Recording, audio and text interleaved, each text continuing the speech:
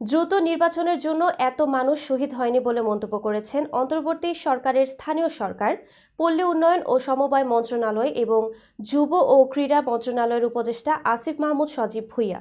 বুধবার সকালে ঠাকুরগাঁওয়ের বালিয়াডাঙ্গি উপজেলা পরিষদ হলরুমে শীতার্তদের মাঝে শীতবস্ত্র বিতরণ এসে কথা বলেন তিনি।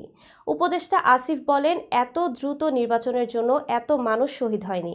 দেশের সংস্কার শেষে সরকার নির্বাচনের দিকে যাবে। তিনি বলেন, বিগত দিনে উত্তরবঙ্গের জেলাগুলো অবহেলিত ছিল। বর্তমান সরকার এসব জেলা উপজেলাগুলোতে উন্নয়ন কার্যক্রম চলছে। বালিয়াডাঙ্গি উপজেলাকে ন্যাশনাল স্ট্যান্ডার্ডে নিয়ে যাওয়া হবে। এ সময় উপজেলা লাইব্রেরি স্থাপনের জন্য 50 লাখ টাকা বরাদ্দ ঘোষণা দেন উপদেষ্টা আসিফ মাহমুদ সজীব ভুঁইয়া। গণ অভ্যুত্থানে আহতদের চিকিৎসার বিষয়ে তিনি বলেন, এছাড়া আমরা আহতদের সঙ্গে বসে গল্প করেছি। তাদের চিকিৎসা নিশ্চিতে আমরা কাজ করে যাচ্ছি। দ্রুত সময়ের মধ্যে আমরা তাদের চিকিৎসা নিশ্চিত করব। সরকারি কর্মকর্তারা ঠিকাদারির সঙ্গে জড়িতের বিষয়ে উপদেষ্টা বলেন, দেশের বিভিন্ন জায়গায় সরকারি কর্মকর্তারা ঠিকাদারির সঙ্গে যুক্ত হয়ে যাচ্ছেন।